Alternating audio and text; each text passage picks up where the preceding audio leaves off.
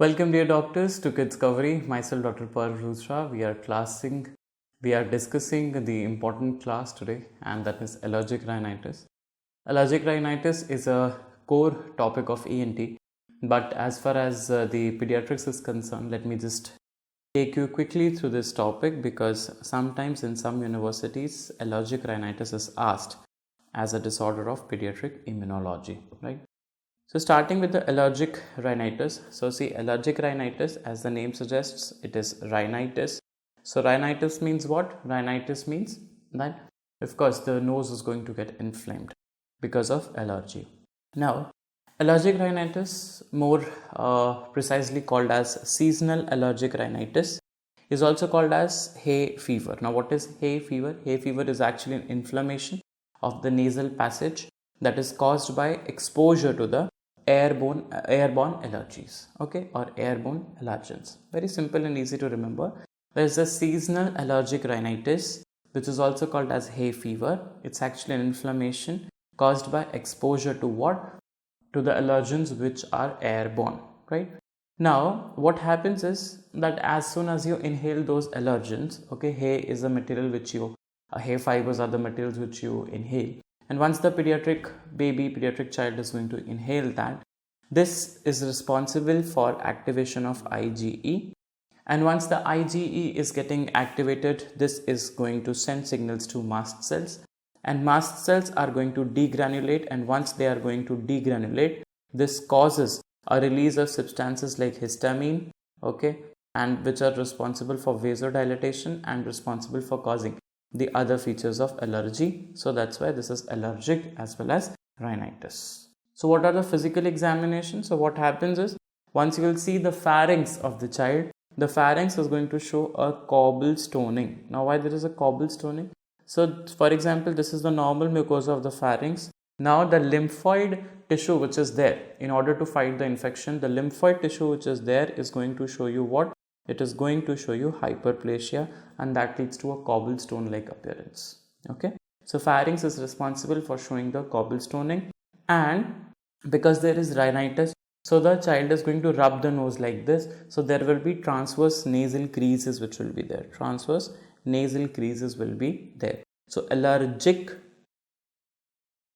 rhinitis has got the C for one is cobblestone and the other is going to be crease. So there will be transverse nasal creases as well as cobblestone.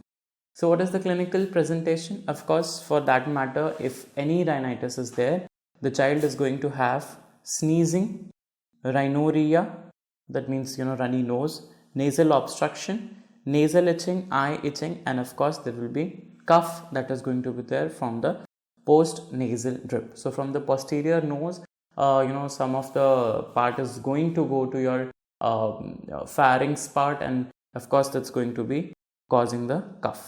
Okay, so post nasal drip. Now what are the differential diagnosis? See, allergic rhinitis, as I have told you, is going to present with the pharynx cobblestoning. And if pharynx cobblestoning is there, it might be because of the adenoid hypertrophy. Okay, I mean, it's not because of that in this case, but then it's a close differential diagnosis. Okay, so adenoid hypertrophy also is going to present as cobblestoning, so that's why these both are close differential diagnosis. Sinusitis also present with the same clinical features, okay, just like the rhinorrhea, sneezing, nasal obstruction and everything. But sinusitis depends upon which sinus it is involved. Like for example, if it is frontal sinusitis, it is going to have what? It is going to have headache. If there is, let's say for example, the maxillary sinuses are involved, it is responsible for causing the toothache, right? Like that. Then next can be choanal atresia, where your posterior nares is not fully open.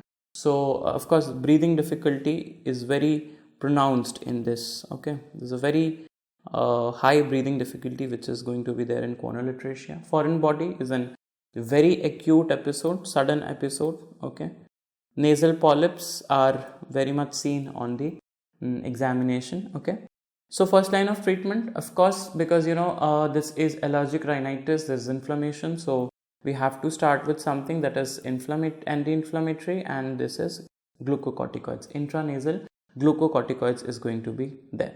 And then What are the add-on therapies? You have to add montelukast. Now montelukast is a second generation antihistaminic. Okay, so montelukast is not a second generation antihistaminics. Okay, this montelukast and everything is a mast cell stabilizer, whereas we can give antihistaminics like fexofenadine, loratadine also, and in fact cetirizine as well, syrup, and intranasal antihistaminics like olapatidine can also be given. Okay, so if just I ask you to remember one thing, so just remember this thing. Okay, so this is the mnemonic: L for loratadine, M for montelukast. Okay, A is actually anti-allergic. Okay, A is actually a brand name called Allegra, and Allegra has got fexofenadine in it. And then O for olapatidine. That's something I've told you. Please understand that if the child is having a suspect of asthma and nasal polyposis, montelukast is the preferred drug of choice in that case. So this was a small topic, allergic rhinitis, although a very important topic, because you are definitely going to see one or the other patient who is suffering from allergic rhinitis in your pediatrics OPD. Thank you so much. We'll see you in the next class.